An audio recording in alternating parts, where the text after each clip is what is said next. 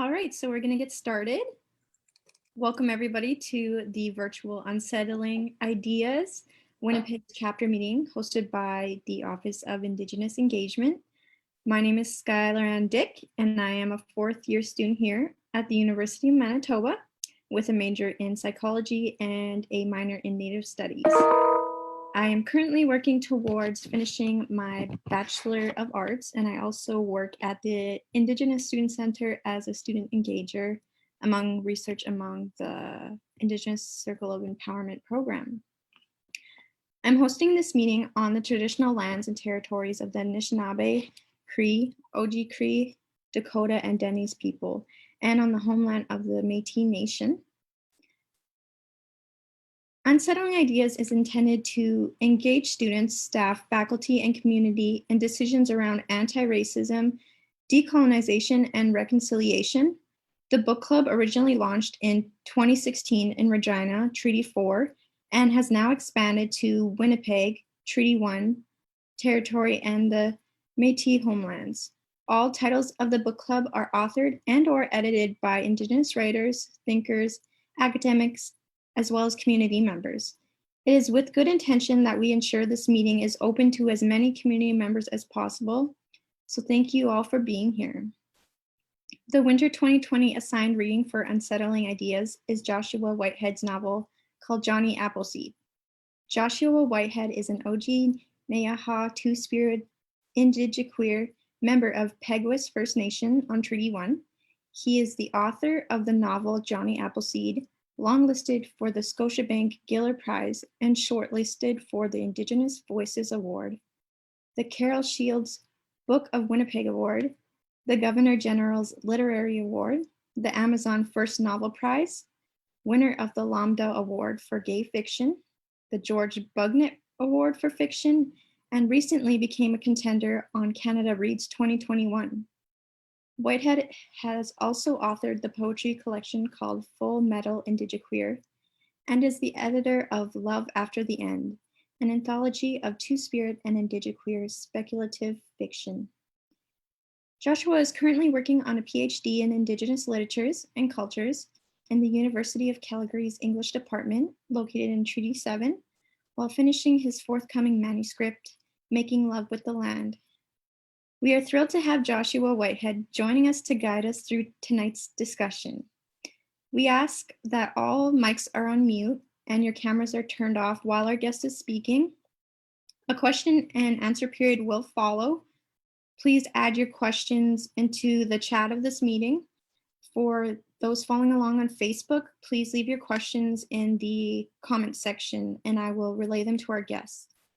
We will do our best to get to as many questions as possible. And now I'd like to invite Joshua Whitehead to tell us about where he is meeting us from and to dive into some reading and discussion from Johnny Appleseed.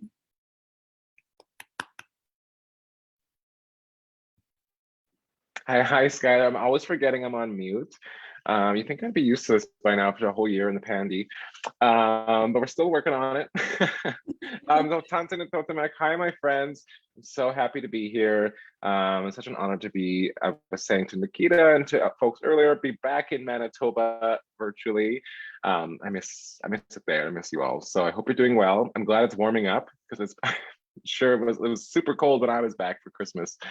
I've been spoiled by Calgary. So I am visiting you all from Mokinstis or Calgary, Treaty 7 territory.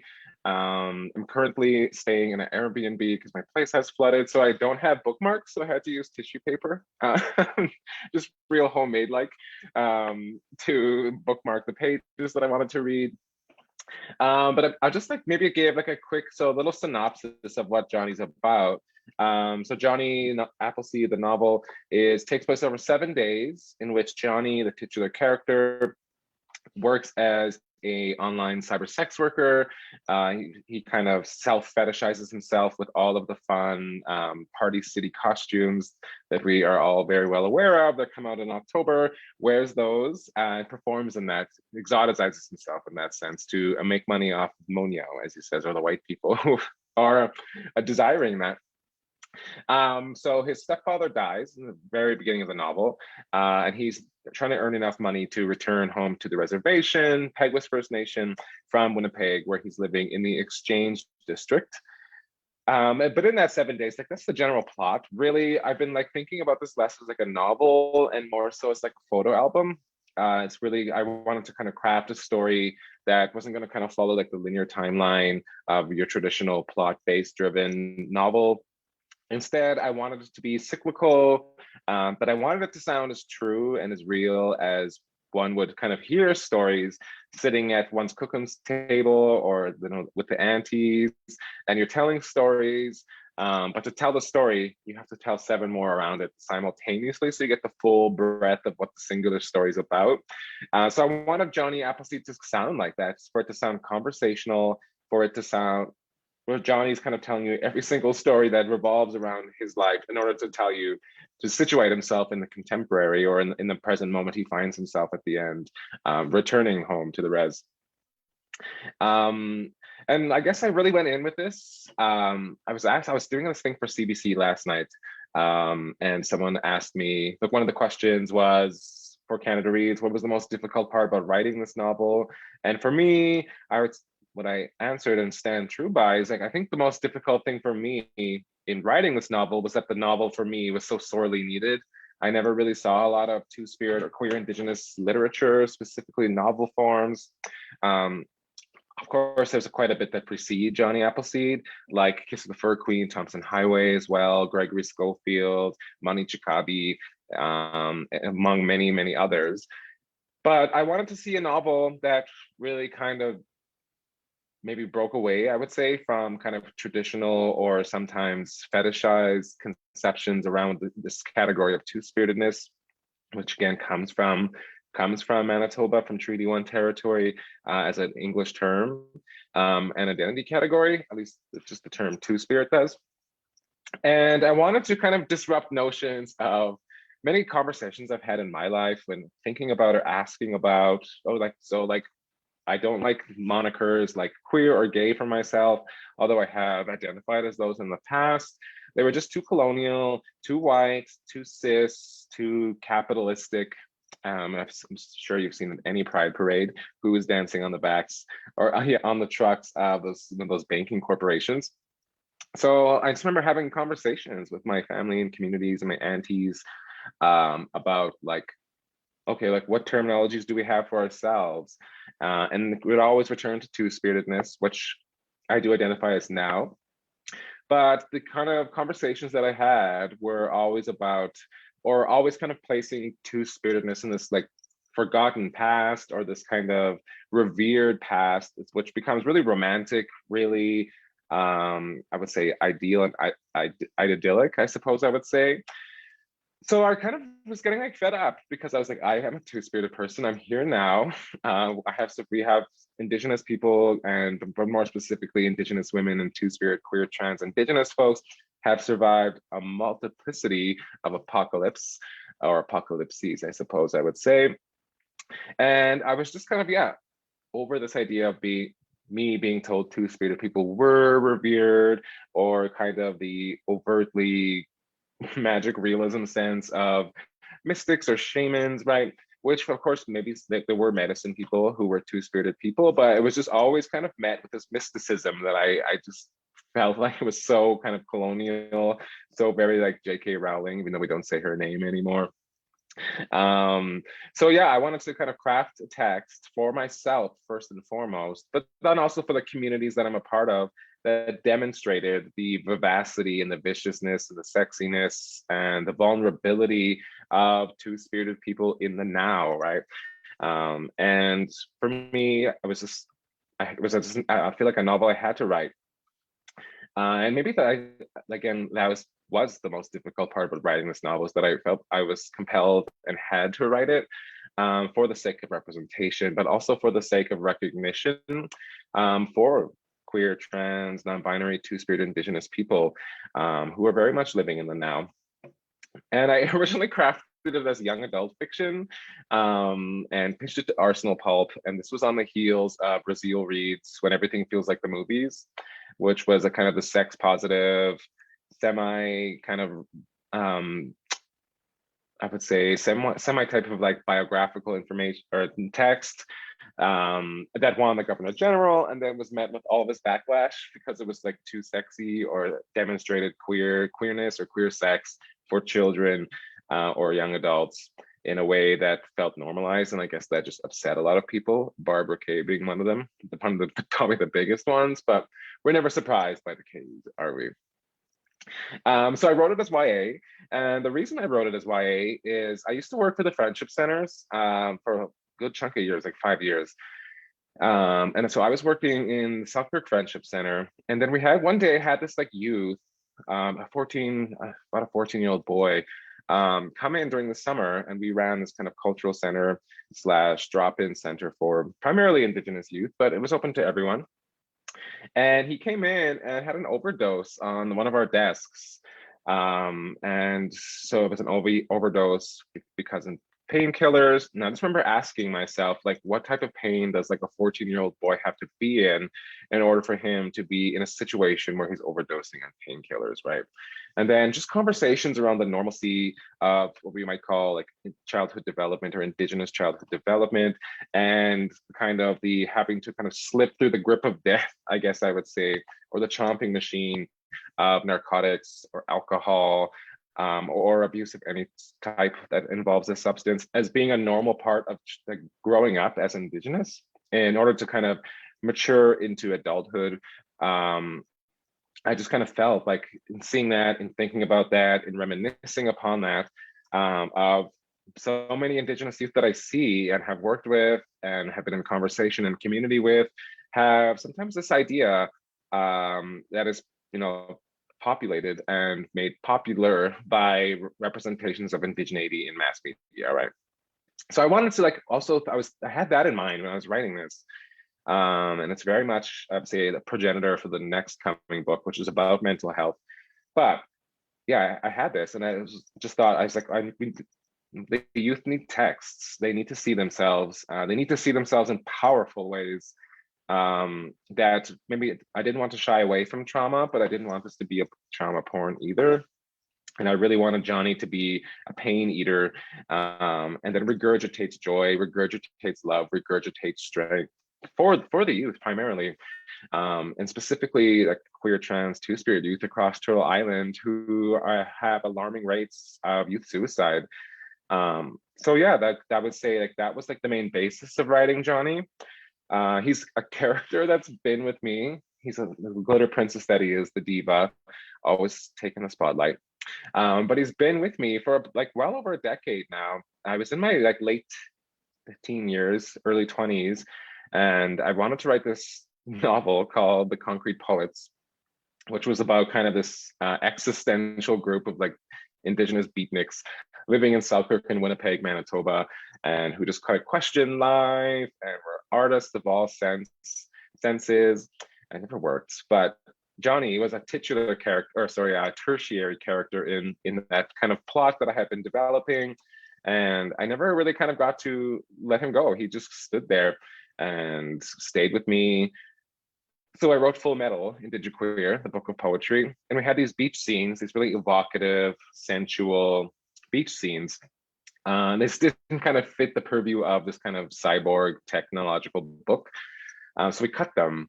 And I had these poems that I really, really liked. And I put them on the table, right? Looked at them, and it was just like this weird moment where Johnny was like, "Let me try." So I put him in, and he became a short story. And then his full diva fashion was like, "I'm not done." So then he became a novella, and again was like, I need more space, and then became a novel. And that was how Johnny came. So he kind of like holds hands. I call Full Metal and Johnny's sibling stories. He's birthed from sharing a history with me for a long period of time, and was really kind of put into his own body through the remnants of Full Metal and in the kind of sensual elements that were cut from that book. So I thought I'd share a little bit about that tonight, some of those scenes. I've been reading a lot from Johnny lately and really kind of focusing on the Cookum or his grandmother and his mom. And I think in COVID-19, Johnny's just like, Josh, like I haven't snagged in a while. I want to shack up. So I thought I would read some of Johnny and Tia's scenes. So for folks who have not read the book, Tias is Johnny's like childhood friend. They're best friends. They're sometimes lovers. They have this really complicated, messy, but very true to life relationship that they share. They caretake for one another. They defend one another. And they also love each other very fiercely. But there are multiple things that impede that, which I won't spoil. But so I thought I would, yeah, kind of focus on these two for tonight's reading. But I'm going to start a little bit with just kind of setting the scene of where Johnny lives. Again, it's Peguis First Nation, which is also my home res. And I thought I would start there, just to kind of set us in. Excuse me.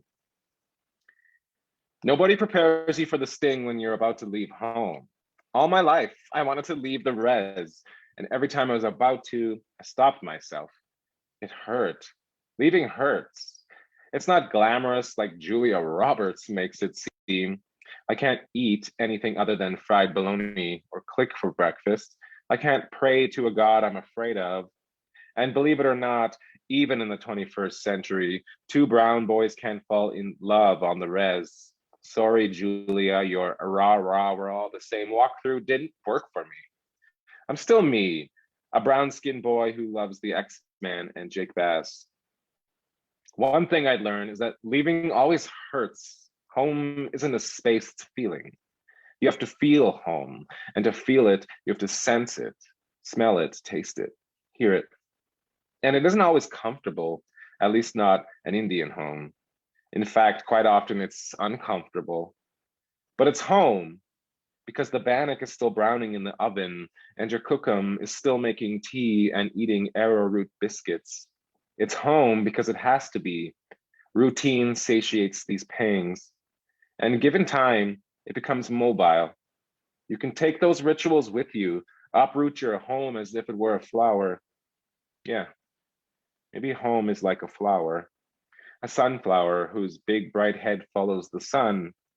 Or maybe that's just too fancy a metaphor for Indians. Maybe we're more like dandelions, a weed that's a pest in the yard, but pretty to look at. Yeah, an Indian home is like a dandelion, pretty, but disposable, and imbued with a million little seeds that disappear into wishes for white hands that pluck. My home is full of hope and ghosts. At the entrance to my res, there used to be this man who'd sit in a lawn chair and wave at everyone arriving. We called him Smiling Steven. He's not there anymore, though. He's gone. Like so many others, this res is like a haunted house now. In my mind, I'm there. And I look up at this empty sky that's glazed with stars that look too much like sugar. The land is barren, save for the howling talk of res dogs and sometimes coyotes. The spring water puddles around the res like a blanket. The muggy fog, a polluted haze that reminds me of Venus. Even the air hurts us now. I wonder if my uncles are still out there looking for Sasquatch. Wonder if aliens are looking down at us and saying, I told you so. Over there from Jackhead, where the Indians all say the military stole a UFO. I wonder if my cookum still remembers how to cook rice pudding. I wonder how Tias is doing. Ask the creator to exercise his pain so he never gifts it to his children, never re-gifts it to himself. I look at the nothingness, at the wasteland of filth, a holy hell if there ever was one. I look at you and the tears swell up. I want to ask you if you're still here listening. Want to ask you if you've disappeared too. They always said our fate was to disappear, and here I am thinking, by God, we've mastered the art of dissolution. Hey you, I yell into the abyss. Are you even here anymore? And I guess the excitement and the dry, harsh wind gives me a nosebleed. I feel like Elle from Stranger Things holding weights much too heavy for little girly boys. I feel the blood seeping from my nose, speaking a forgotten creed that repeats, free me, free me, free me. These days, I find myself far too often talking with myself. The wind ruffles my hair. I hold my palms out to the darkness and I wait for someone to take me. So I wanted to start there just to kind of set the scene of like where Johnny is. So it's very much in Peguis First Nation, right? Where a lot of this book takes place, as well as Winnipeg. And then also to kind of pay tribute to that space, but also to the yearly floods that happen in Peguis, in which I think it kind of, for me, was just like an iconic moment in memory and scene that I would see as a child and still continue to see. I remember once I was driving down there, and the flood had been so bad, and the roads, you couldn't cross the roads, you couldn't go. But there was this horse that was standing in this little island that was kind of made because of the floodwaters, which was maybe like the size of like a kitchen. It was really tiny for this little horse to be standing on. And I remember having to head back because we couldn't cross in, and then just like so fixated on the rearview mirror of this horse slowly receding into the horizon, standing on this little tiny piece of land. So, and then just completely cascaded by floodwater all around them. And just thinking, I was like, what a perfect metaphor, what a perfect visual image, but what a sad, heartbreaking, destructive one too, of like the current state of like one Peguis, but also maybe it's like a larger metaphor for the kind of state of indigeneity in this place that we now call Canada, right? So I wanted to kind of pay tribute and maintain Peguis as the space of both beauty, but also the space that is continually being wrought every year from the elements, but also due in part to colonial rule too in those spaces. So this next scene is where the title Johnny Appleseed comes from. So I was in grade 4, I think, and I was going to school in Selkirk, Manitoba. And we had to do this like little winter retreat, and we went to this place called Hecla, which is, like I said, like maybe an hour and a half away. So it was like this little camp that we went to. It was a Bible camp, of course. And we were there, I think, for like a week. And I remember every day before we ate dinner, we had to all come into this one collective room, and we had to say grace. But to say grace, we sang the song Johnny Appleseed. That whole song has never once left me, that I find myself singing it even now, just like unconsciously in my head or consciously. So it became this like really kind of poltergeist like figure in my life, really. That's always been so, it's been so drilled into me, that as this kind of Christian, Anglican or angelic type of way of like saying thanks to a God who wasn't mine. And so I used that, and I wanted to just like completely upend it and make Johnny Appleseed not only in defiance of kind of Christian morals around binaries, around gender and sex and sexuality, but also as this like high femme glitter princess queen who has taken that and ran with it. So this is a scene from Hecla, in which Johnny and Tias are kids. When we were kids, Tias's parents took us camping at Hecla, which was about an hour east of the res. It was in this park, grindstone, and full of trees, water, and white people.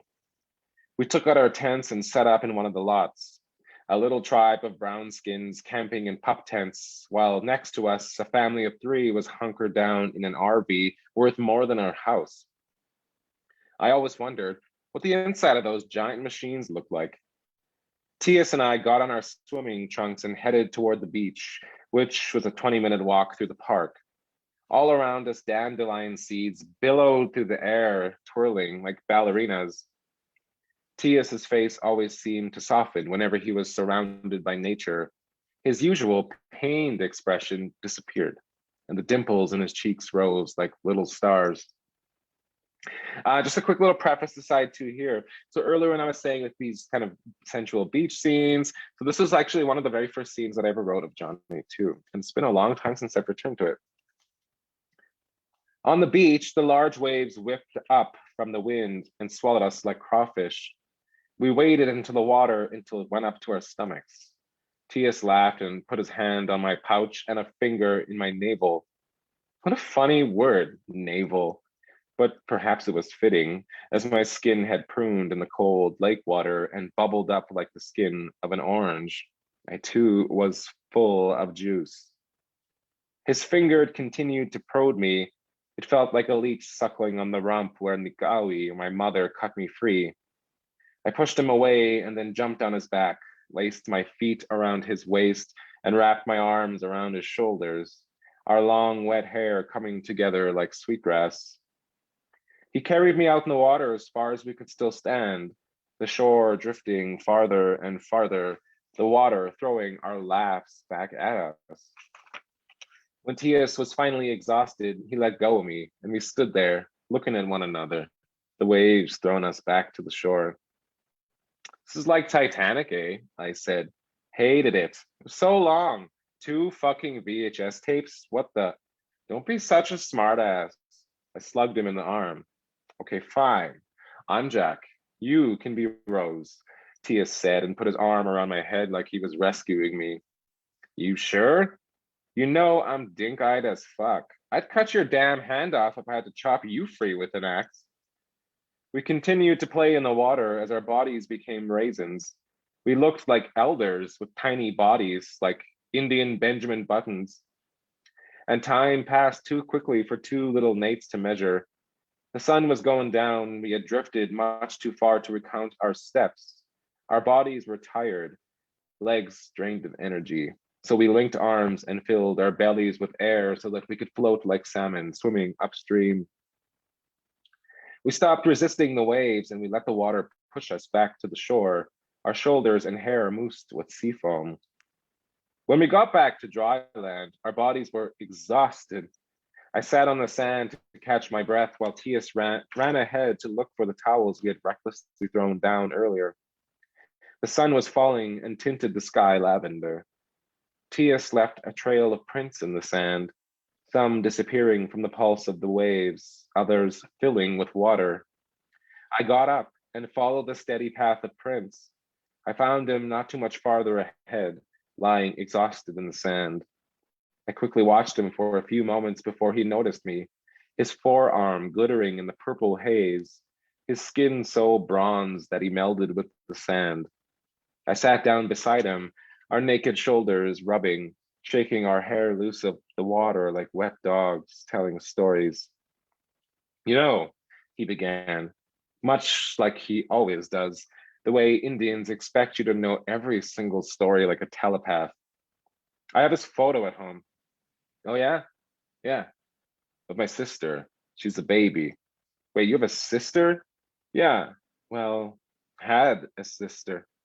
What happened? She die or something? Worse. She was taken. You mean like Liam Neeson kind of taken? I've never been able to handle uncomfortable situations very well. I always try to use humor to deal. You think this is a fucking joke? Tia said, his hands rolled into fists. He kicked me and knocked me over, and before I had a chance to get up, he climbed on top of me and punched me in the side of the head. What do you know about anything, Johnny? Another punch. You think because you're gay, you're the only one with problems in this world? And like that, his face was pinched up with pain again, his wet ass up against my cock. I guess I got a half chub. I could tell he felt it pushing against his rear, and at first he sat there, dumbfounded, didn't move, just looked down at me, his eyes like 2 brown wormholes, and then he jumped off me.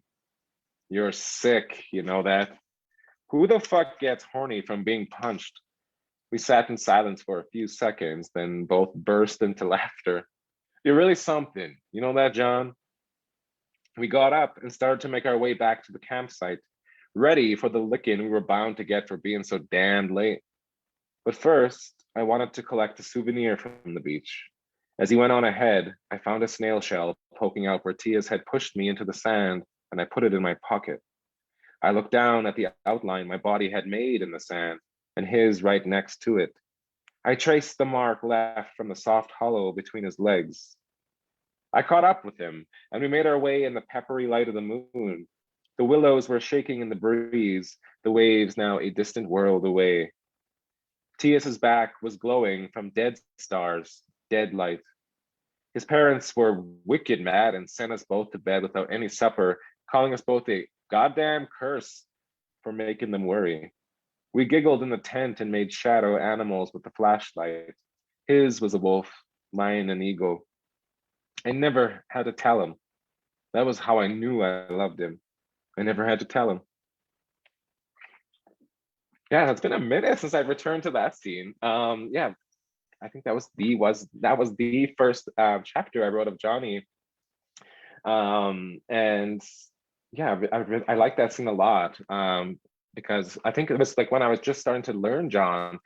I'm thinking about like his ability to transform pain and then turn it into pleasure, or to make love from that which hurts. And that just kind of became his defining figure, or I guess defining characteristic throughout the book. So I owe it all to that little scene, to him and Tias fighting in the sand and talking about Titanic, which I also hated. It was so long. I totally agree with Tias. It was super long. Like, and the two VHS, like that was just too much. So here's another bit of this. Johnny's Cookham appears in this one, and Tias as well. And this one is about, well, it's about porcupines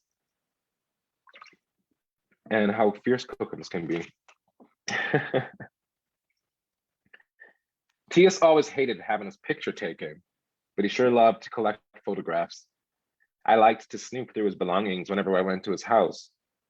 He had one of us tucked in the collage he made for school, part of a report on Thanksgiving. How cute, I thought. In the picture, we're both poking at a dead porcupine that had curled itself into a ball and looked like a dried out dandelion. His mom took the picture, and I remember how happy he was to see that porcupine dead.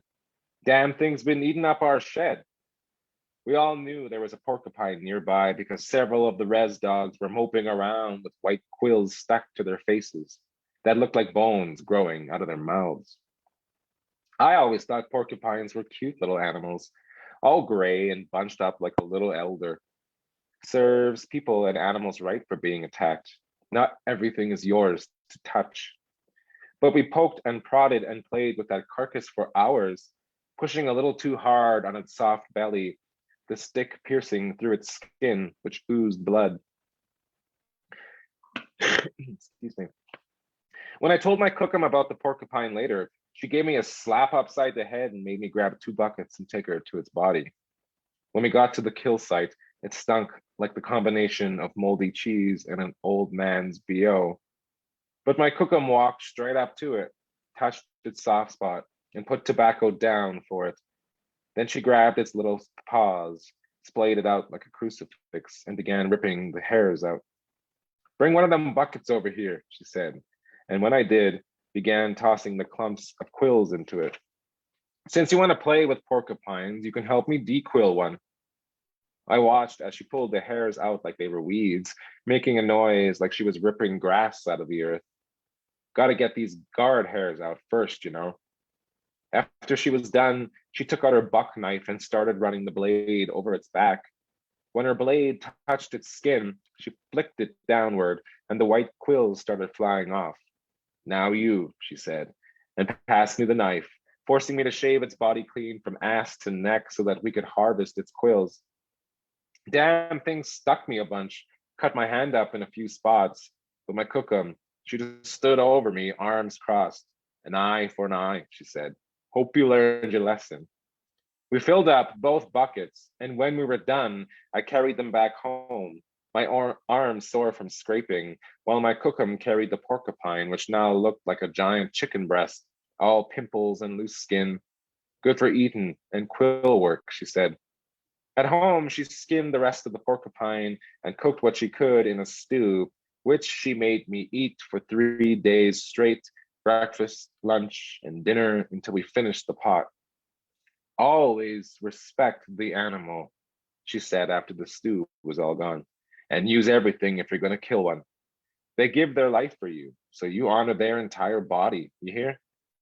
I nodded, angry as all hell then, but forgiving, because my cookum had a way of being easy on me even when she was punishing me. Now, you want me to fix you a sandwich? Fry up some eggs? Heck no, Gran. I'll be full for a year. She laughed, and I ran to put my shoes on. You know, John, she said as I made my way for the door, Porcupine was a cookum once too. When we were kids, T.S.'s room was ridiculously masked. Posters of the Manitoba Moose and the Winnipeg Jets, tech decks and Tony Hawk stickers, and nudie calendars Dad gave him. One night, I was being nosy and rummaging around in his nightstand drawer and found a photo buried at the bottom. Hey, T.S., what's this? He glanced at the photo. Oh, that's just, he took it from my hands and stared at it intensely. It's just an old picture. Was that you? In the picture was a little boy and an old man sitting together on the steps of a house. They're both as brown as the mud around them. The old man is chubby, his forehead crinkled like barbed wire, and his eyes sunk deep into his head. The boy is wearing these oversized aviators and is smiling up at the man beside him, who stares straight into the camera. Boy, you're nosy, you know that. I watched him study the picture again. The house looked like the ones on the res, 2 stories, an off-green shade, and 2 windows on the second floor that looked like eyes. We always thought our houses looked like Oscar the Grouch. Maybe they were like that everywhere. Do all reses look the same, like some Indian Sesame Street? Yeah, that's me. I was a little kid before I was, adopted. That's your papa? No, that's my gramps. Can I see it again? I looked closer and saw the edge of something white and shiny. That a car?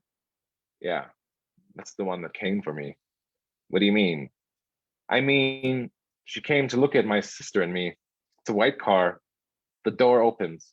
A woman comes out in a skirt, and she's got a lot of pens, a lot of notebooks, a bag full of papers. I look again and see horses and a pen in the background. There's a screen on their front door that shields the mess in the house behind them. They came to ask us questions, kept saying words like assessment and foster.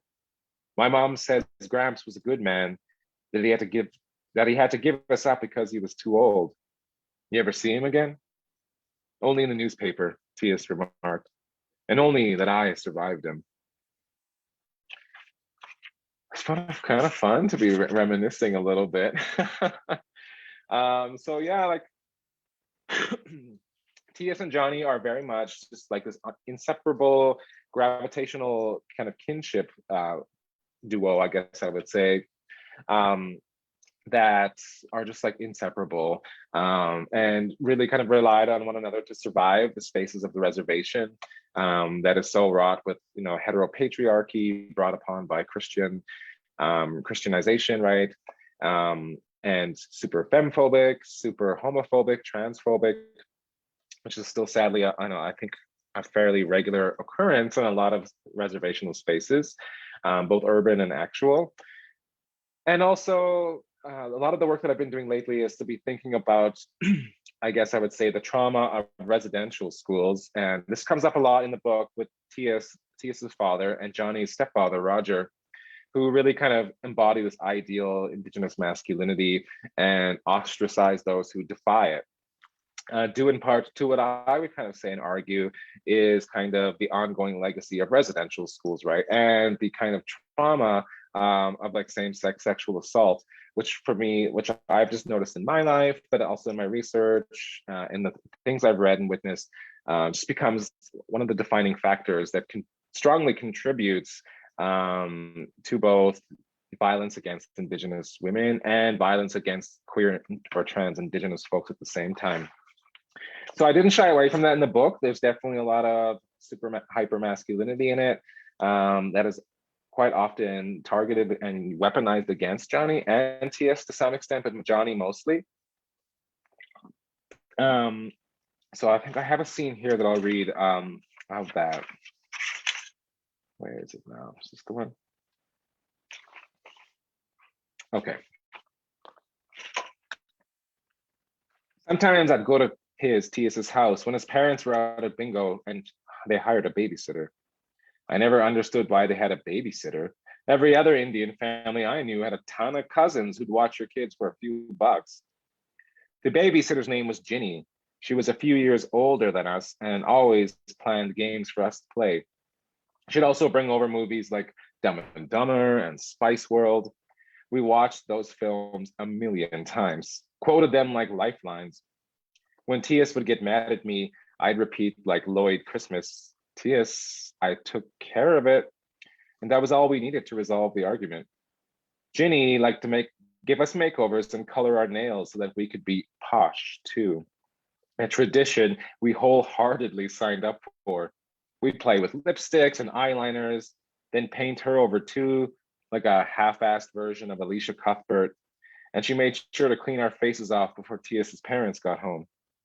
But it was nail painting we loved the most. How she'd prep our nails with alcohol, ask us which color we wanted.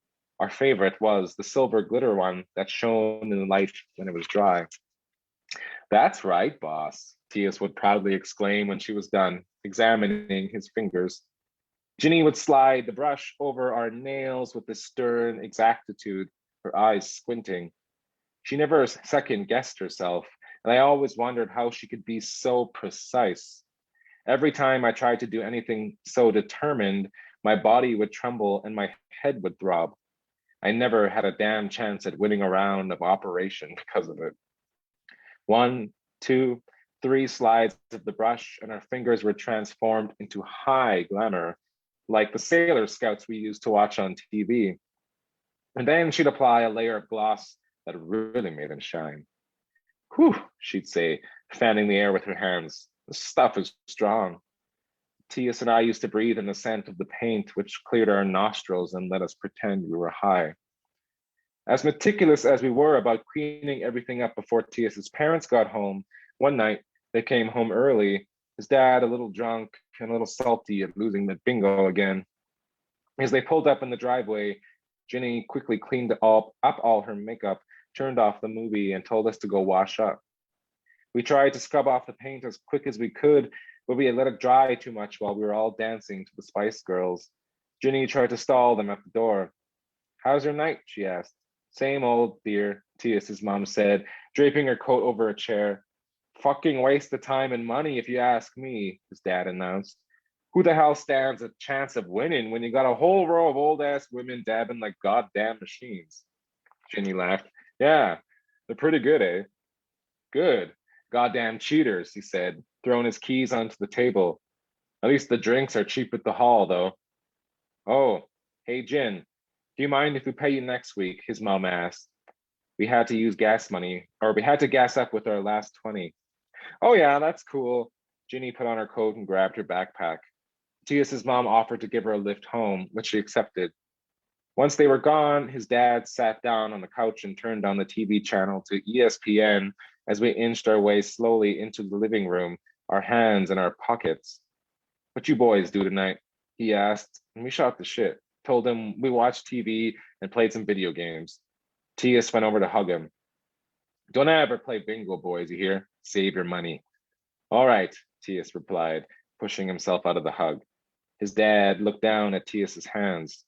How's that? What? T.S. said, putting his hands back into his pockets. His dad pulled them out. You boys painting your nails? Oh, that's just paint from school. Must have gotten on me. I tried to interject. Yeah, we did this. He pulled T.S.'s hands close up to his nose. Don't know what you two think you're doing lying to me. He let go of T.S.'s hands and then stared at the TV for a minute. We thought we were good. We scurried back to his room and sighed with relief. Oh, close one, eh? T.S., get your ass out here right now, his dad yelled from the kitchen. T.S. gulped, got up, and told me to stay in the room, but I followed, peeking out from behind the wall. I saw his dad with a pair of nail clippers in his hand. How many fucking times I tell you to cut this girly shit, huh? I'm sorry, Before T.S. could finish, his dad snatched his hand from his pocket and pushed it down on the counter, held his fingers out with his, and began cutting. You gotta stop hanging around with that girly boy, you hear me? I could hear the sharp clip of metal on nail. When he cut one too short, T.S. winced. Oh, shut up, this is nothing, his dad said, and kept on cutting until T.S.'s fingers were bleeding. Oh, grow some goddamn balls, his dad said. I started to come out from hiding, but caught Tias's eyes and he shook his head no. We held each other's gaze. His teeth were clenched and he made quick inhalations through the little gaps between them, his eyes squinting every time the clipper cut off another layer of nail and skin. Run, I mouthed to him, but his dad saw me and pointed the clippers at me. You want some of this too, boy? Mind your business. When he was finally finished, Tias just stood there, his eyes two vacant holes. There, his dad said. That looks a hell of a lot more manly. He threw a dishcloth at Tias and told him to wrap his fingers up, keep pressure on them. Quit fucking around now, you hear? He said and went back to the couch, sat himself in that all too familiar ass groove. Tias wiped up the spots of blood and bits of nail from the counter, and then we both returned to his room. We unwound the cloth and looked at his hands. One nail was split wide open, cut straight down to the bed, a bloody, mushy layer that looked like an exposed brain. We sat side by side, and I rested my head on his shoulder. It's kind of cool, eh? Tias said. Yeah, I replied. Makes you look like a zombie. He huffed. He's not my real dad, you know. I know, I said, patting his back. He cleaned his fingers very delicately in the shower, making gentle circles over the skin with soap. When he was finished, he saw me watching him, the sound of the hockey announcer on TV, a muted lull beneath the roar of his father's shouting. What? Tias said. I went over to him, took his hand, and stuck his finger in my mouth. The skin had hardened and felt tough on the tongue, but there were still soft spots at the nail bed. The fuck, he said, and tried to shove me off, but then stopped himself. He breathed in, closed his eyes, and choked back tears. Yeah, so that was a passage, just basically in thinking about some of those perhaps issues that we're working through, I think, in Indigenous circles around ideas of Indigenous masculinity and how harmful they can be to those who defy this pre-mandated way of being, I guess I would say. And then, yeah, again, Johnny, for me, this was a fun scene to write. It's like how, as triggering as it could be for like my own past experiences, right? But in just letting Johnny also kind of be again the pain eater. And I really like these, from when I was writing this, I liked him doing like abject or gross or disgusting things, like putting in a freshly ripped nail, like this has been ripped off into his mouth, and allowing someone who may be unable to show vulnerability or maybe unable to show kind of like quote unquote weakness like that. Johnny kind of allows him to do that a lot, and he does this in perhaps ways that are a little odd or different. But he himself, as he says in the novel, is his own best medicine. And it was really, I wanted to kind of show that the ways in which he could perhaps make magic from things that might be abject or gross or painful or torn or ruined or tarnished, and really kind of, yeah, consume that pain and then regurgitate some type of beauty from it. Okay, I have one more little scene and then we'll get to some questions. So this is from a little bit further into the novel, but again, about Tias and Johnny. I remember the first time Tias told me he loved me. All I could say in response was, "Aw, thank you." His sheets had lost their grip from the corners of his mattress and were twisted around our thighs. His back was mucked with sweat and love juice. It felt like the marshlands at Oak Hammock. The bone spur in his shoulder was poking out as he raised himself off me and held my legs against his chest. Bones so sharp, it looked as if they might pierce through his skin. It was when he came that he said, "I love you." I didn't or couldn't respond. Kukum always said that saying Gisagitin was a summoning of a living being, and Manitou knows I ain't fit to be no mother. Plus, what the hell did that even feel like, love? I'm not sure if I'll ever feel it. I just know that when Tias goes back to be with Jordan, I will feel that pang in my belly, a pang that just sits there, heavy, hurting, whittling down as slowly as a cigarette. We lay in his bed for a while, me telling him about a new convenience store I found down in Osborne that sells cigarettes dirt cheap. He was listening, as he always did, quietly, while I laid my head on his chest. his rib cage about as comfortable as a pile of remotes. Tias, always trying to be the stoic Indian. My eyes fell on a photo of his sister on a table across the bed, the sister he lost. Hey, T, tell me more about your sister, I said, if you're up for it. I could feel his steadiness breaking right away. He sat up, the sheets sheathed around him like he was some aerial silk dancer. It was a thorny subject, the story of his sister. It was buried deep within him, beneath a layer of sediment that had hardened into a gallstone, all cholesterol and jagged pain. It was then I decided that love sounded more like a full stop than a semicolon, and I moved too much like water. They took her away that day in that white car, he said. His body wilted like a deflated balloon. Took me too, in spirit anyway. You think you know what loneliness feels like, John? I wanted to say, yeah, I think so. When I'm feeling alone, sometimes I down a beer and conjure up ghosts to keep me company because they ain't running up your monthly minutes. I can't even begin to tell you how many times I dreamed of her, John. How many times I could still feel her tiny fist in my hand. My parents used to say they saved me from myself, you know. Like my real family ain't ever been fit to keep me. It's just, you ever feel his voice was low in his throat, so low that it faded into the air as soon as it came out of his mouth, so that only the dead could hear him speak. You ever feel like you ain't even here anymore? I lit a cigarette and positioned myself behind him, cradling him with my legs, holding the cigarette in front of his lips so he could take a drag. Like you're just shambling through the days, repeating what you've already done, he continued. Like life is all a blur and a ball of iron.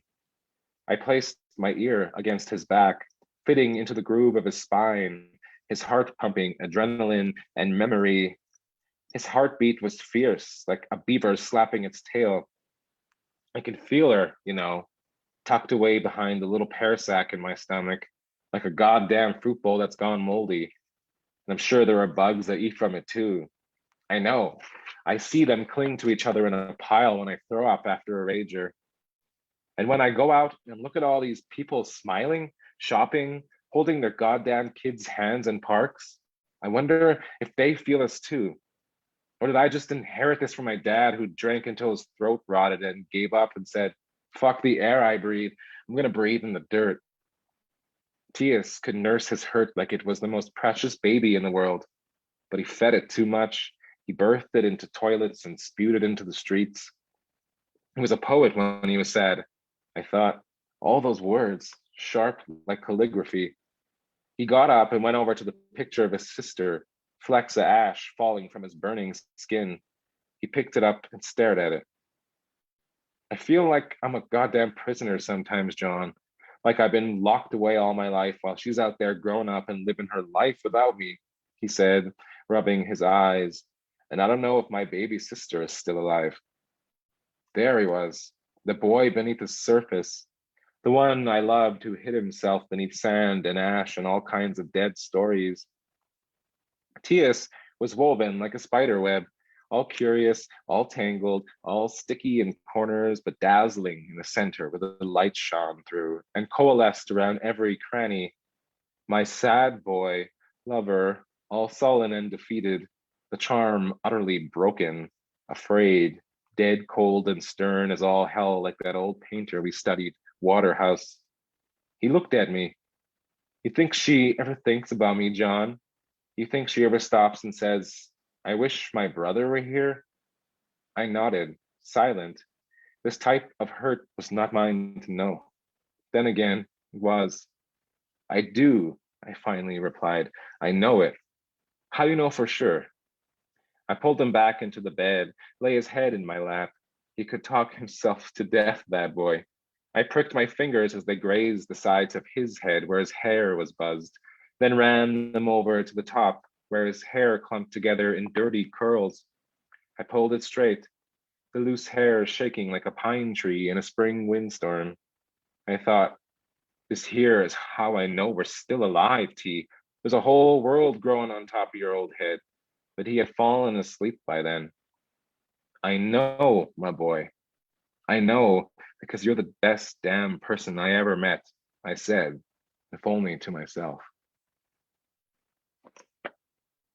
Yeah, I think I'll leave it there and open it up to questions, but I kind of wanted to give like maybe a whole little arc, I think, and try to find stories. Um, so Tia's his sister, and his adoption or foster care throughout the book. It's interspliced, so you don't really learn it. Like you have to kind of read the whole book and look back. So it's been a while since I placed them together like that. And it just makes me appreciate little Tias and his ability to also hold a lot. But yeah, I wanted to kind of bring those two to the spotlight tonight, and kind of the various, I would say, kind of political agendas that I was writing with and for, like CFS, like Indigenous masculinity, and the trauma of residential schools, but also the vivacity and the viciousness of like this kind of queer love on the res and in the urban res spaces of Winnipeg. And it was, yeah, such a delight and pleasure to kind of share that with you folks, and return to some of the sections of Johnny that maybe are overlooked a little bit, as I move into Canada Reads, I'd say. Thank you so much, Joshua. You're very inspirational, I have to say. The novel talks a lot about concepts like racism, sexism, trauma on Indigenous peoples, which is definitely, my apology, my phone is deciding to go off. Oh, no worries. But yeah, it talks about like the sexism, the trauma on Indigenous peoples, and the way that you're able to articulate not only these problems and these concepts, but you're able to do it through such a beautiful story with Johnny's character, and it creates this sense of intimacy where you really feel like you're almost living through this with Johnny. There's something that I wanted to share. But yes, we're going to move on to the Q&A portion. So if anybody wants to add your questions into the chat, you can just leave it in the comment section, and same with Facebook, just leave it in the comment section. And we're going to try to get through as many of these as possible. Not a question, but somebody says, Facebook comment from Mercedes. She says, I don't have a question, but just let Joshua know that this little Jack Header appreciated the UFO shout out. Oh my God. Yeah, Jack had my little neighbor spot. Yeah. And also, I think Anne just wanted to comment as well. Your writing is so beautiful, such great dialogue. Thank you. I love listening to you read your work. Good luck with Canada Reads. Oh, that's sweet. Thanks, Anne. Yeah. Okay, so I guess we'll jump into the first question here. What inspired the traits of the characters in the book, including Johnny, his kukum, and Johnny's mother, or Tias? The traits. I would say, like, because Johnny's been with me for such a long time as a character, we've kind of like sometimes like refer him as a person, but he very much, I think, would love that. We kind of share this like umbilical cord, that I think it's hard for me to divorce myself from like this body I inhabit, from like this body of text. Like they always intertwine. So the characters in Johnny Appleseed are very much influenced by or inherited stories or qualities from those people in my life. So for example, I think Johnny and I are very similar, but not the same.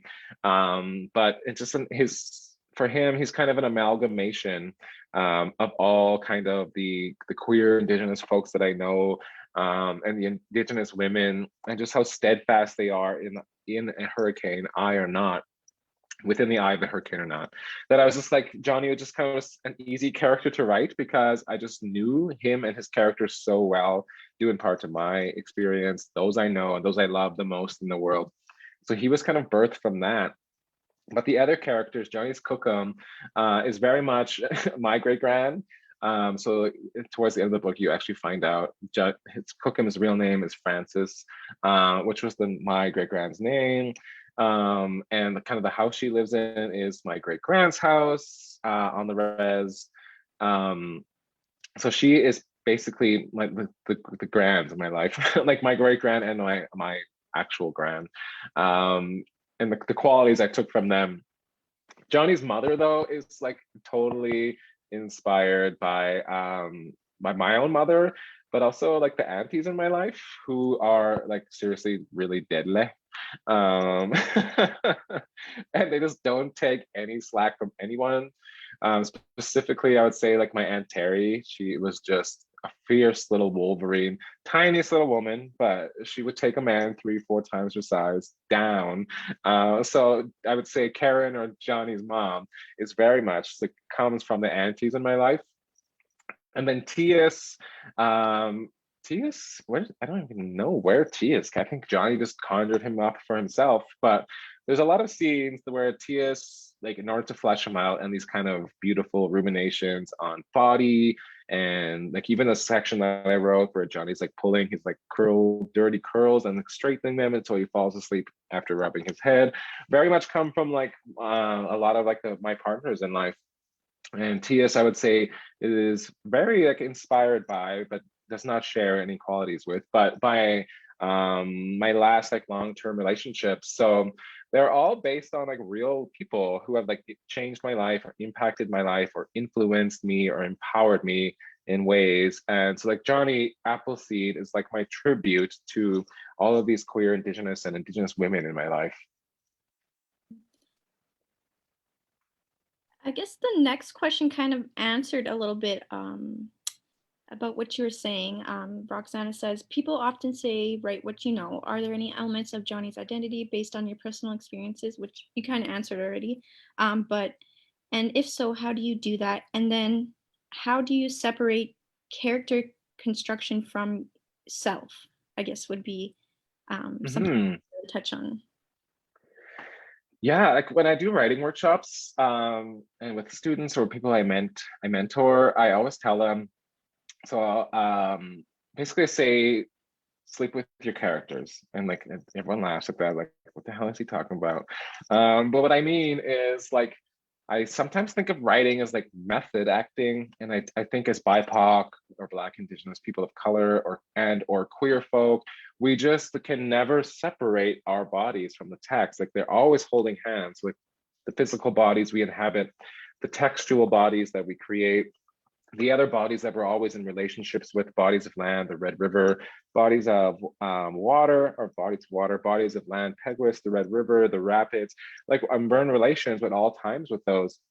So I would basically say, like for Johnny, sleep with your character. What I mean by that is method act almost. So there's two ways, I guess I would say, that I was helping to craft Johnny and other characters I've written and I'm writing. Is I would say that the best way to do this is the first way is in the back of an Uber. When you're talking, is to like embody your character and then try to like craft a narrative that's so convincing the Uber driver believes that you're from, I don't know, Iceland or something, if that's where your character is from.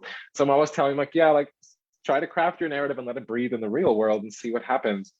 And the other one is I'm like very attuned to dreams and dreaming in the dream world, that when I find myself unable to fall asleep, what I'll do, and what I did with Johnny was just like also try to embody him or act like him.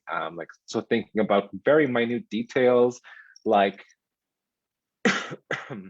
basically like yeah, what is Johnny's like what does that like electric feeling feel like for him when he is like excited, or like how does his taste buds register disgust, or like what type of scars would he have on his body. And then often as I would be like thinking about this in my head and I finally would lull into sleep, I would actually like end up having a lot of dreams about Johnny or as Johnny or with Johnny that were so fundamental to finishing this book. The end scenes with Johnny's cookum, when he's visiting her gravestone and they have this elongated shadow that's holding hands, which very much came from a dream. The infamous bear topping scene that everyone loves also came from a dream in Banff as Johnny. There's an apocalyptic dream that I've had that I gave to Johnny. So I would say we're very embroiled together. We're very much in relation together as two entities of different types of bodies. But I sometimes find it difficult to separate construction of like character construction and the self. Like I know there's a clear division, but when people read it, they sometimes do not. So for example, like last night I did this talk for Canada Reads, and at the end of the interview, the host called me Johnny. Or like this is also like okay, like low key for you for y'all from Manitoba. And like brief romantic encounters, people have called me Johnny too. I'm like, what is this? But for me, I guess maybe it just speaks to like the level of connectivity I have with this character, and how I was able to kind of bring him to life. And I'm glad he feels like a real person to people, and I'm glad he feels like a friend or a confidant that they can have. So yeah, a lot of Johnny's stories he has taken from me, and or that I've gifted to him, and he's used. So like for example, like the actually going to Camp Arnez in Hecla, right, is one. The characters are based off real life people is another. And I rarely tell this people, but like another one, there's a scene in the very beginning of the book where Johnny's at this res party and this like fancy college boy comes up, and I think it's like the first time he has like, I think maybe not. It's one of his first queer experiences though. That was very much a legit thing that happened to me. I was like, why are you drinking red wine at a Budweiser res party? Like who does that? So yeah, we're very intertwined, and I find it was helpful for me, like a lot of painful or traumatic things in my life that I was like able to like give Johnny like exercise through that. So it was also like for me very handy and helpful to have the story and these stories of Johnny is like a medicinal salve to me too. So how do I separate them? I don't quite know. Like I would say I know they're separate entities, but I also kind of like knowing that we are entwined like that. It's like yeah, it's just like always kind of having like your best friend with you at all times. So sometimes I don't think we always need to fully separate, I suppose I would say. I agree. That makes sense. Okay, it's just a few more questions. Roxana again says, what has your experience been like so far with the Canada Reads nomination, and has it changed things in any way? Oh, it's been a whirlwind. I feel like I have been on Zoom all day, every day, ever since I found out on New Year's Day. And I was in Manitoba. I was like freezing cold. I was in my parents' garage from this getaway. Like have a minute to myself, having a smoke. And I got this phone call, but like, surprise, you're on Canada Reads. It's been amazing though. It's been yeah, a lot of work, a lot of kind of just like interviews, and answering the same questions over and over. But I would say Debbie Jacobs like picking Johnny Appleseed and defending Johnny Appleseed and bringing this like this kind of queer Indigenous high femme glamour queen or glamour princess onto the biggest stage that we have in Canada, literary stage. It just speaks like leaps and bounds and testaments to me. It's like where what we call Canadian literature is heading in featuring BIPOC or queer or women artists, right? But it also just tells me too, and this is what fills me with hope, is like that Indigenous literature is also moving in this direction where perhaps it centers some of it's more vulnerable, like Indigenous women writers and Two-Spirit writers. So I'm very honored to be on that stage. I'm still a little shook that Johnny Appleseed of all characters is there, but he's in good hands. And Devery picking Johnny and putting him there has just like irrevocably changed, I would say, my life. It's opened many doors. It's helped me basically like survive the pandemic too, with like very limited income as a freelancing artist.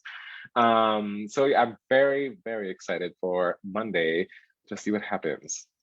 Yes, the big congratulations for that. That's amazing, and I can't believe it. Me neither. That's an amazing accomplishment. So Andrea is asking, you've mentioned you're working on a new book. When will that be released? She asks. So this was supposed to be out this fall, but COVID has impacted the printing and the publishing industry. So now the date that we are looking at is spring 2022. So about a year's away from now. So yeah, the book is Making Love with the Land. It's completely nonfiction. it's based in Manitoba and here in Alberta. So folks, if you like the Narcisse snake dance, there's a lot of Easter eggs, I would say, for Manitobans. Winnipeg's back in there. But it's a book.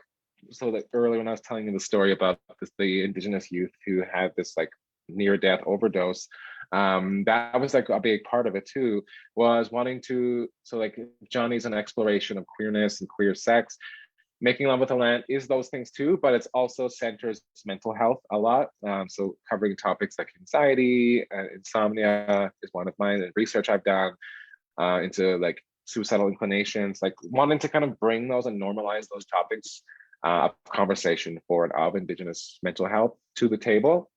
And the best way is like I can do that by telling my own story of and experiences with mental health, and hopefully that'll be like for me a gifting back to the community, and also giving access to ask for help or to seek out therapy or mental health services, and then also to normalize it in our everyday kind of life too. So spring 2022, stay tuned. Yes, that's awesome. And especially I think that's a really good time to like come out with that book as well, because since the pandemic there's been like a lot of like people have anxiety and like how to deal with it, and I think that that's going to be a really nice way to give back to the community. I hope so. Hopefully we're all vaccinated back and life is a Yes. little bit different then, but I, um somebody says here from Facebook, would you ever write a sequel? I'm guessing they're talking about Johnny Appleseed. Ooh. I mean, I've definitely thought about it. I don't feel like the story is finished, but I wouldn't do it anytime soon. 'Cause I would like really like to explore like Tia's is like his story kind of ends abruptly because Johnny just leaves him. Just like real deadly like. Um so I was like, what happens next? So it's the question I've been asking myself. And I'd really like to kind of see like a 30, 40-year-old like dad bod of Johnny. Like what's his life gonna be like? So like I've definitely thought about it. It's definitely something I am open to. But I think there's other stories that I have and want to kind of craft first. And give Johnny some time to like rest a little bit and like breathe a little bit. But yeah, definitely, I feel like with like what I love about Richard Van Camp, Demi writer, is that so he has this book, The Lesser Blessed, which was so inspirational to Johnny. But his characters feature again in all his little books. It's like they all kind of live in the same universe. So I think like that could be potential something, but I'm not. It's not a no for me, but it's a maybe. I think a maybe is good enough for me. Someone said, Vanessa says, thank you so much for writing the stories of these characters. I really love the rich descriptions of Selkirk and Peguis. Loved the reference to the pine cone in the book. Yeah, the Awesome. pine cone has the best ice cream. um, Bobby Joe says, I freaking love this book. Like missed my subway stop, loved it. Thanks so much for writing this book. It brought me back home while I was in the city and far away, right down to the weird belly button part of the story. It was like you were talking about me. It is real. Is the belly button story real? Yes. Uh, That did happen to me. I was like this chubby little boy, and I had an actual wood tick stuck in my belly button, and I thought it was a watermelon seed, and I was like, "Oh my god, I'm having a baby!" And no, it wasn't. It was a wood tick. And they pulled it out, and it gushed so much blood, and so now I oh hate wood my, ticks. that's hilarious. Oh my goodness. Hmm. Okay. Laureen says, thank you for writing in the queer perspective. It is so much more descriptive than hetero writing. Yes, it's true. Thank you. Yeah. And I love this. Thank you. She also says, last question for me, LOL.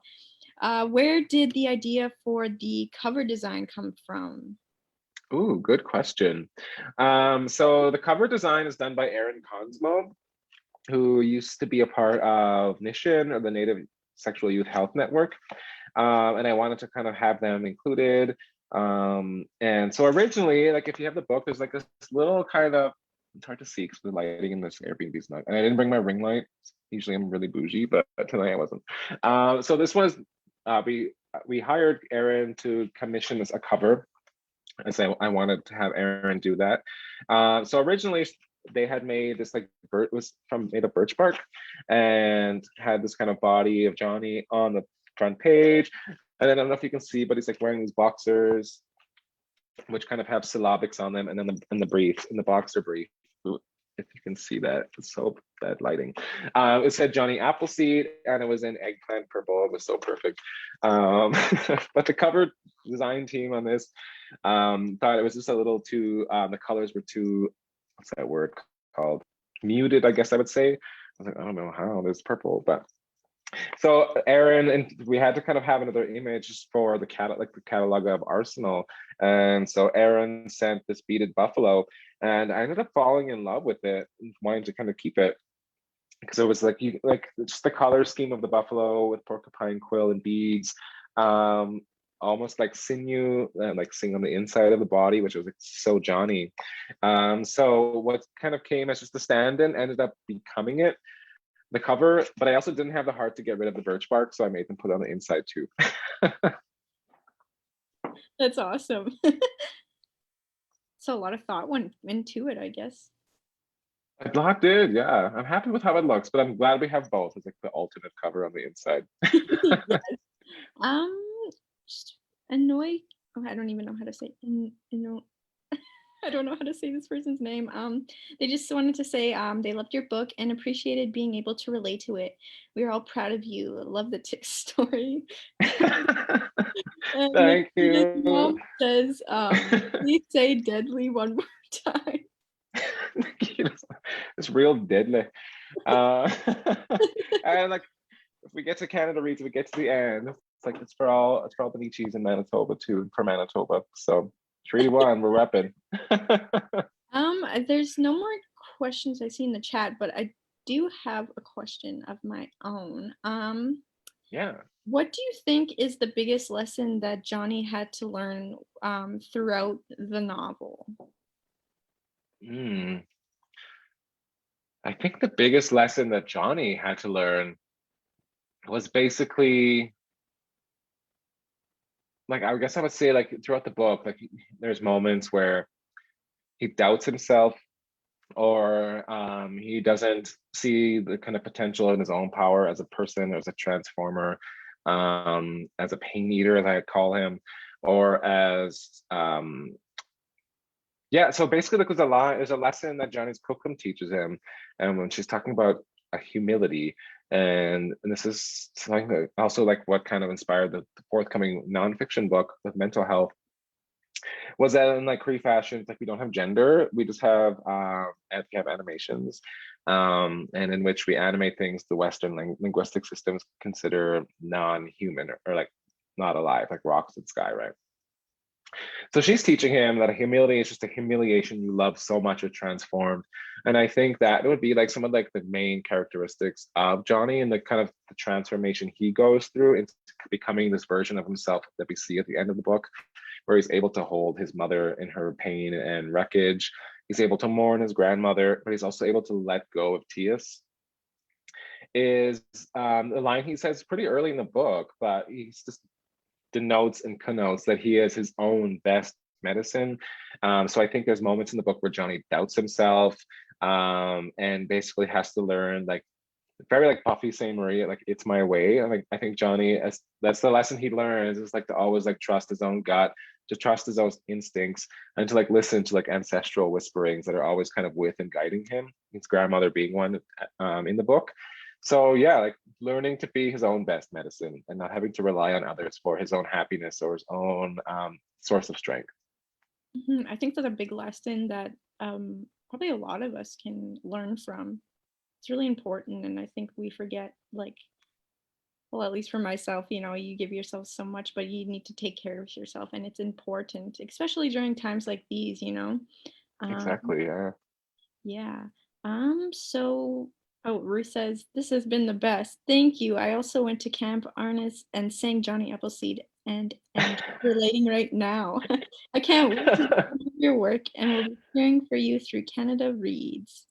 Oh my God, someone else went to Camp Arnaz.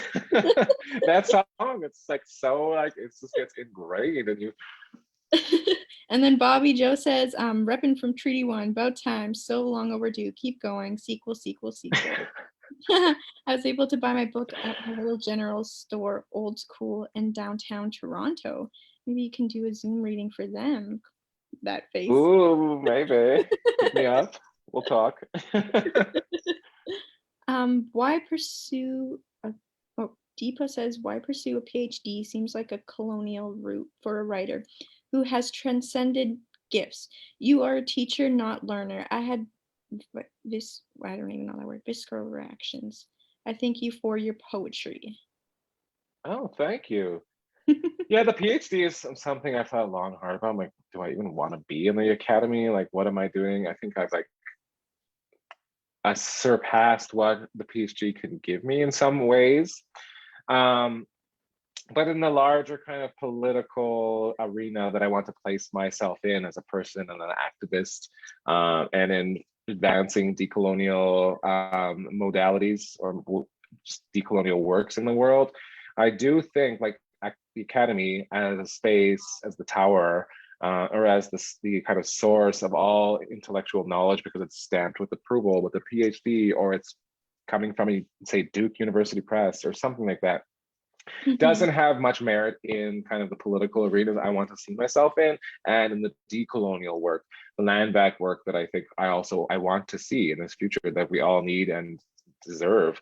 And in the utopias that we're trying to craft for ourselves, the academy has really no relevance. But what does have relevance for me is the tools that the academy uses, which I think they know, like so like theory, or kind of these kind of practices of essay writing and thinking.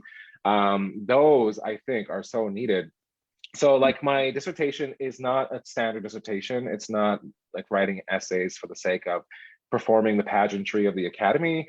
What it is like it's my book. Like it's making love with the land, but a smaller version of it. But two, like so like what I really think, and I think folks like Billy Ray Belcourt does this so wonderfully, for example, is that like using the academy and eating all their knowledge up. And then what I think, so like Johnny Appleseed is like queer theory and it's like decolonial theory and it's things I've learned in my master's and PhD, but I don't find those useful. I find if you can't have a conversation with your grandmother and your mother at the dinner table about what decolonial praxis looks like, all these fancy terms, right? It's not useful, it's not relevant, there's no utility to it. But what I can do and what I think I'm trying to do and why I'm in the PhD program is to like amass all these tools and like swallow them up and then regurgitate them into stories which are accessible and is much more powerful than a book of theoretical essays or philosophy or a PhD. Like, I think it's stories that first and foremost are like life-changing and game-changing tools and techniques and weapons, but also medicines that we have at our disposal. So I don't, maybe the academy doesn't know just how powerful these like the knowledges they house. But for me, it's important that I'm there and I'm using the weapons that have been sharpened against us and like bringing them back in the forms of transforming them into accessible and recognizable stories. Yeah, I agree. I agree. That's a good way of looking at it. Um, is this a question here? Laureen, as a two-spirited elder Cree and Mi'kmaq from community in Toronto, Montreal, I am so happy to hear you say in Cree, we have no gender. This is an old understanding that I teach youth to decolonize the gender binary and reclaim Indigenous terms for gender diverse people. Oh, I love that. Yes, I love that. Also, Um, Tante Lorraine, um, I'm Cree as well, so. I, we went in Treaty One. There's a tree behind every tree.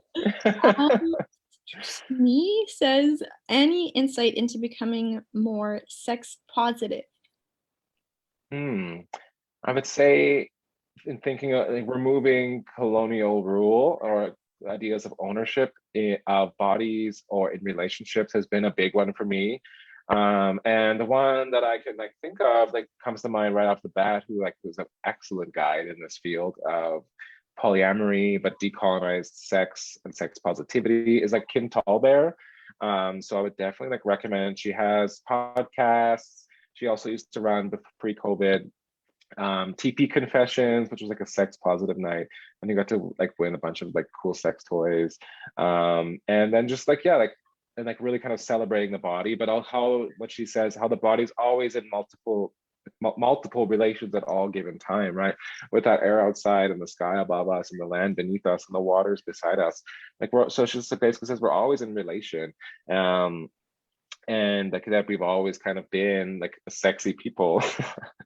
So like for me, it was just like, yeah, like I've learned talking with others, but Kim Tallbear has been like a great guide into that, so would recommend. Okay, I'm just gonna ask you one more question and then we'll wrap this up. Oh Just wow, that was fast. just something I was curious. In what ways do you believe that I guess Treaty One in specific can be more supportive towards Indigenous peoples and Two-Spirited as well? Treaty One as a space. Yeah, I guess just I to mean, locate it. yeah, I mean, like Treaty One as an Indigenous space, I think is at pretty much like the top of the game in Canada. In terms of like Two-Spirit inclusion, like this Two-Spirit archive at UW, right? You got Albert McLeod running the Two-Spirit Society there, Two-Spirit powwows. Is it perfect? No, but is it? I think it's leaps and bounds above and ahead of so many other spaces that Indigenous spaces that I'm in. So I think it's like kind of a leading figure as a space and as a nation and as a collection of Indigenous nations that is doing it well. And I think Manitoba, Treaty One specifically, the Forks being like the kind of central hub it was of trade, but it was also a central hub of sex and sexuality in that we have post-contact nations like the Métis or the OG Cree.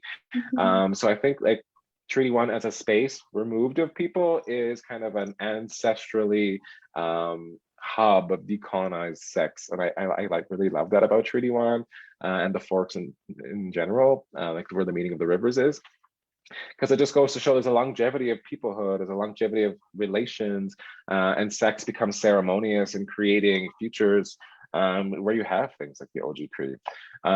So, but as a space that is not Treaty One, but like Winnipeg and Manitoba that are perhaps like non-Indigenous, I think there's a lot of work that needs to be done, obviously, in thinking about perhaps just placing the most vulnerable in the center and caring for them in that sense, right? And yeah, like for everything from like primarily missing and murdered Indigenous women, girls, and also Two-Spirited peoples like Colton Pratt, Tina Fontaine, right? So like I think the space, what I could hope that would think about this is, I don't know, like this is also something that came up when I watched, we were oh, I'm gonna forget the title now, the Colton Bushi film, We Will Rise Up, I think it's called. We Will Stand Up. God, I forget it, but off the top of my head. But like in coming from the prairies, and being an Indigenous person, like what I've noticed, and also like so like Peguis is also like nearby to a Ukrainian colony. So like we have a lot of like our recipes are intertwined. Like my family, like it's like tradition to cook to make and cook pierogies. It's so Ukrainian, which I love. It's so delicious. But like, yeah, it's like the kind of kinship that I think prairie folk and Indigenous folks in the prairies more specifically, but there's a lot of like, we have a lot of like, our goals are the same. It's just that we have this division that's brought upon us by colonialism and capitalism that makes us compete. That I think we could be like Indigenous folks and prairie rural folk are like such a powerful proletariat force that have a lot of, I would say, weight behind them in moving towards dismantling capitalism and dismantling colonial attitudes. Obviously, there's a lot of work that needs to be done in dismantling those within the South and the community before that could be like used against the nation state. But that's what I hope. I like my last long-term partner was a prairie person from Saskatchewan, and I remember him coming to like visit my family. He's like, "This is just like my family." It's like a kind of a perhaps a rural South Saskatchewan kind of poorer family. I was like, the stories and the struggles that we share are so the same. So I guess what I would say, and I see that in Manitoba, I think there's definitely potentiality, and it's definitely, there are those kinship systems between them. And I just want to see that fully embraced, and I want that decolonial work to be done to dismantle kind of colonial rule systems, capitalistic sense of ownership of land, because that force would be a real reckoning, I think. So I have hopes. I hope for that, and I hope that Treaty One could be a space like that. So yeah, that's the kind of Treaty One utopia I dream of. Awesome. Okay, I'm gonna just wrap things up. So thank you all for joining our virtual meeting for Unsettling Ideas. If you would like a copy of Johnny Appleseed, please order copies from independent bookstores if possible. You can watch Johnny Appleseed fight for the title of Canada Reads on CBC beginning March 8th. Indigenous Engagement would like to thank all of you for joining us. Thank you to Nikita Longman, who organizes Unsettling Ideas. And thank you to Sarah Olson, who helps with the virtual hosting. And of course, a huge thank you to you, Joshua, for leading us in an unsettling but definitely a necessary conversation. Well, thank you. It's been a high honor. Thanks for having me. And thanks so much to you, Skylar, for being such a wonderful host and making it feel so comfortable and warm. So thank you. No problem. Thank you so much. Hmm. Oh. Good night, everybody. See you on Canada Reads.